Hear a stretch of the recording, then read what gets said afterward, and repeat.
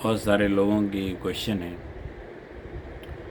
कि क्या बहुत दूर विशेष ज्योतिर्लिंग में जाने का अधिक फायदा है कि हमारे पास भगवान शिव का कोई भी मंदिर हो जिस पर हम बेलपत्री चढ़ाएं, जिस पर हम उपासना करें, उस पर भी उतना ही लाभ मिलेगा।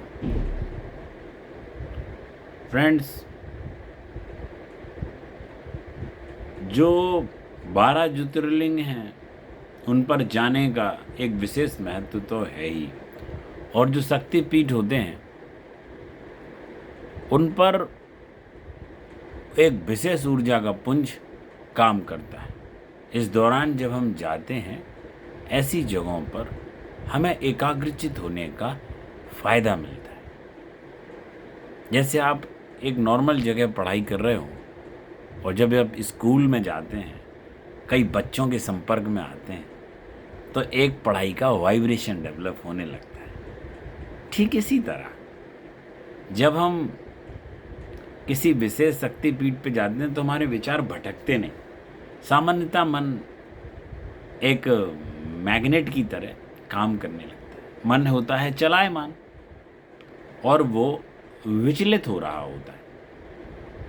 जब हम किसी विशेष ज्योतिर्लिंग पे जाते हैं तो हमको एक इलेक्ट्रिक शॉक महसूस होता है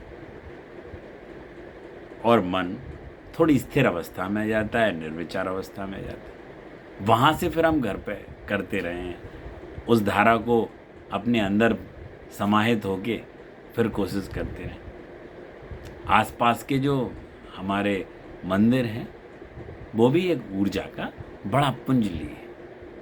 घर के स्थान पर मंदिरों में जाने से हम थोड़े से चार्ज हो जाते हैं। 24 घंटे तो हम नहीं जा सकते, लेकिन अगर हो पाए तो ऐसी जगह पर जाने से अपनी बुद्धि को स्थिर करने में सहायता मिलती है। कर्मकांड, पूजा, ध्यान सब एक ही हैं, अलग अलग साधनाएं हैं। भक्ति योग है, मन में परमात्मा के प्रति हम भाव के द्वारा बेलपत्र, रुद्राक्ष, जल, भावनाओं से, शक्कर, शहद, दूध, दही भावनाओं से अगर चढ़ाएंगे वो भी स्वीकार होती है। मंत्रों का बहुत असर, मंत्रों का प्रयोग इस तरह के हैं। बहुत से मंत्रों के अगर हम ट्रांसलेशन नहीं भी जानते हैं तो वो हमारे अंदर छुपे हुए विचारों को स्थिर करते। मन चलायमान है, कोई भी हम मंत्र बोलेंगे उस मंत्र से हमारे अंदर एक अजीब सी शांति निर्मित होती है और हमें बुद्धि को स्थिर करने में सहायता मिलती है। ओम नमः शिवाय तो जबरदस्त मंत्र, इसका उपयोग करें। ओम ब्रह्मांड के नाद की अवस्था है, समाधि के पार की अवस्था है। समूचा ब्रह्मांड ओम नाद से गूंज रहा है, तो इसका तो प्रयोग करना बड़ा लाभकारी होगा। नींद नहीं आ रही हो तो आप इसका प्रयोग करें। मनोकांक्षाओं की पूर्ति के लिए भी प्रयोग कर सकते हैं, सांसारिक मनोकांक्षाओं की पूर्ति के लिए भी प्रयोग कर सकते हैं। जिसकी जो यात्रा हो वो उसमें लग जाए।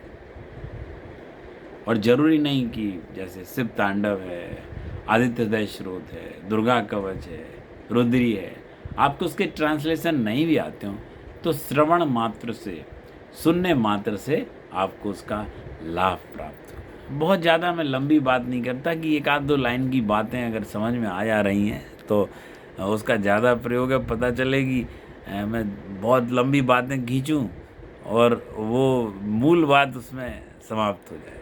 मूल बात सिर्फ इतनी है कि चुरा लीजिए समय परमात्मा को जानने का, गोते लगाने का। सावन का महीना है, शिव का महीना है। बम बम बोले। जय माई।